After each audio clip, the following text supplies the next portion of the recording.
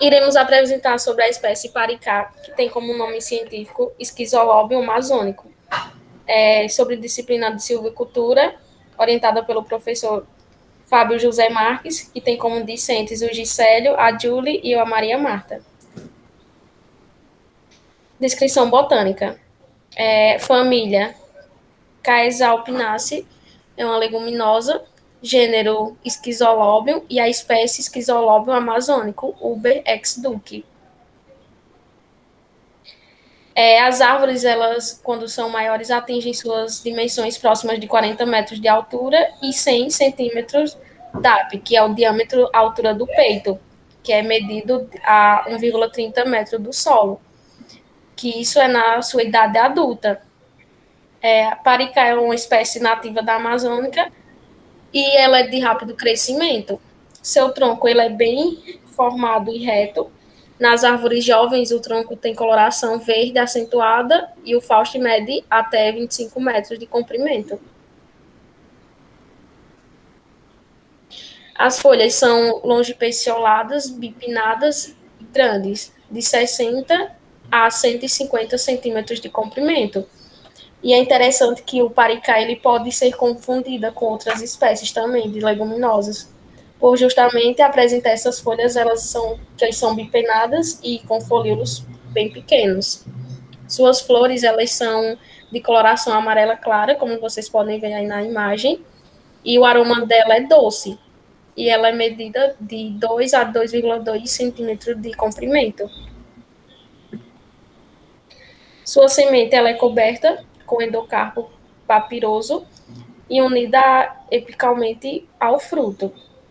As sementes dessa espécie elas são bem constituídas e apresentam substâncias químicas, sendo proteína, basicamente 21,19%, o ácido palmático 6,46%, lipídios 3,86%, entre os principais.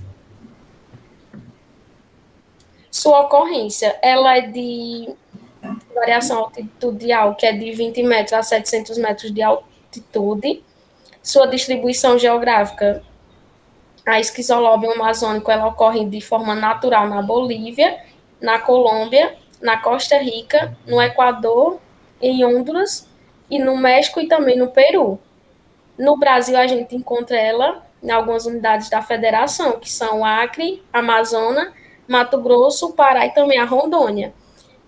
No estado da Rondônia, o parica ele tem apresentado uma regeneração bem vigorosa em áreas recém-desmatadas e também queimadas. Já no Acre, ela também tem sido observada em algumas pesquisas, fazendo parte do processo de sucessão ecológica em áreas de pastagens degradadas.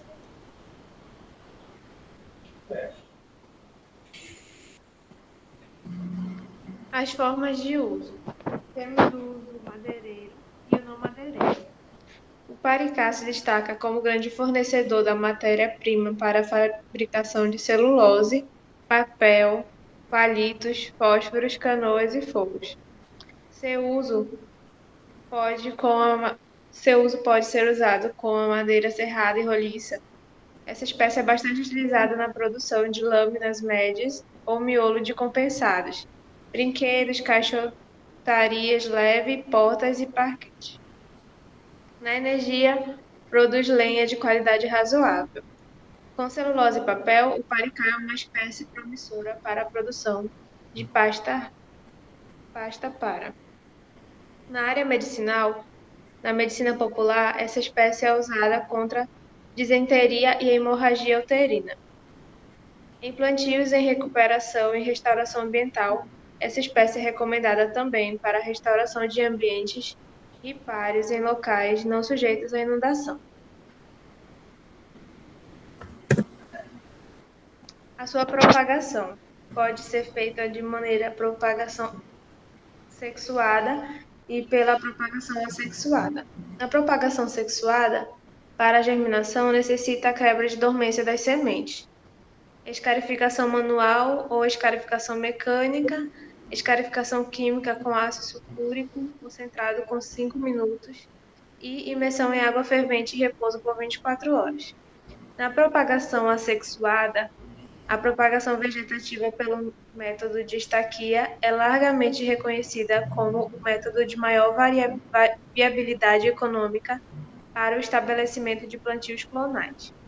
Na propagação sexuada, por meio de semente, tem uma certa desvantagem, que é a desuniformidade na hora do crescimento das plantas.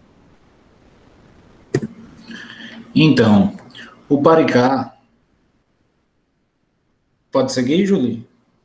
O paricá, ele possui dificuldades em seu manejo, né? Requerendo atenção em diversos pontos. Dentre os principais, por seu elevado teor de umidade e suscetibilidade aos ataques de micro-organismos, e também pela dormência tegumentar, que necessita de tratamentos germinativos da sua semente, né?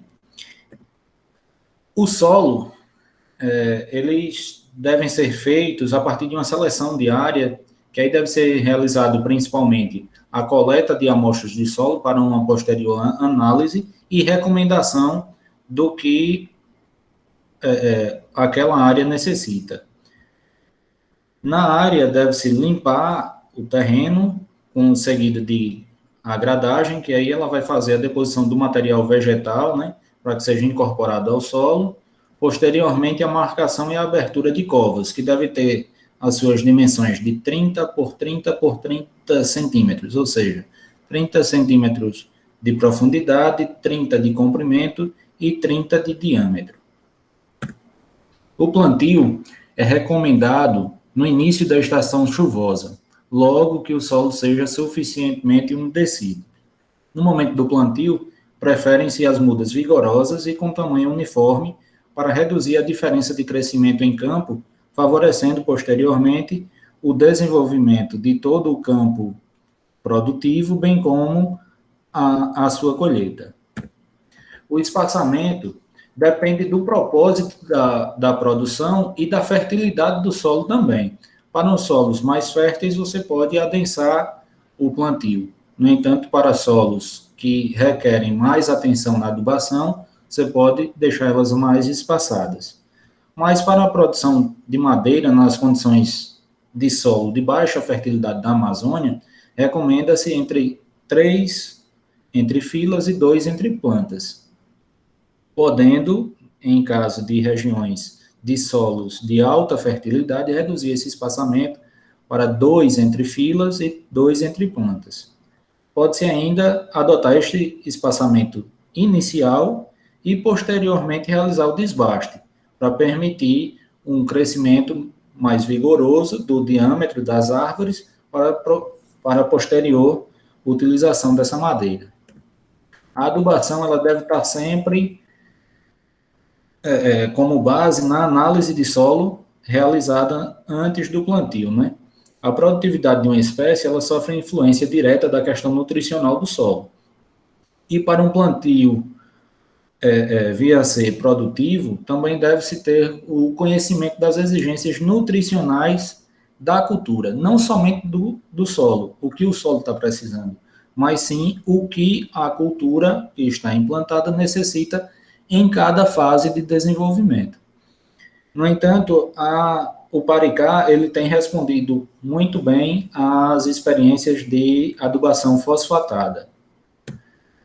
O controle de pragas e doenças. Como já dito anteriormente, por sua madeira apresentar alto índice de umidade, ela também está suscetível ao ataque de pragas e doenças. Nas principais pragas, citamos a broca dos troncos, né? Ela é uma larva que perfura o tronco no sentido radial, formando canais simples e ramificados, mas sempre com abertura e a saída de serragem e seiva, tornando essas plantas afetadas impróprias para consumo, sendo que uma das principais utilizações da madeira do paricá é para barcos. Então, como ela está furada, não tem serventia. Já para as doenças, pode acontecer o ataque do fungo da costa negra, né, que causa lesões nos folíolos produzidas por um tipo de costra de cor escura, com diâmetro variando de 1 a 2 milímetros, podendo causar o amarelecimento e queda do folíolos, consequentemente diminuindo o desenvolvimento da planta. O controle de pragas e doenças, tanto no viveiro quanto em campo, depende de um estabelecimento de uma rotina de monitoramento, a fim de identificá-las antes que causem danos significativos. Essa é uma prática preventiva. Já com relação às plantas invasoras, o paricá é uma espécie nativa da região tropical úmida, região marcante da Amazônia, onde as condições são favoráveis para o desenvolvimento dessas plantas invasoras, né, por umidade e tudo mais. Porém, devido ao rápido crescimento da espécie do paricá, as plantas invasoras necessitam ser combatidas apenas no primeiro ano, com capinas ou, se necessário, a utilização de herbicidas. Isso porque, como ela tem um desenvolvimento muito rápido, ela sombreia a área, impedindo o desenvolvimento de outras plantas. Aqui estão nossas referências. Muito obrigado a todos.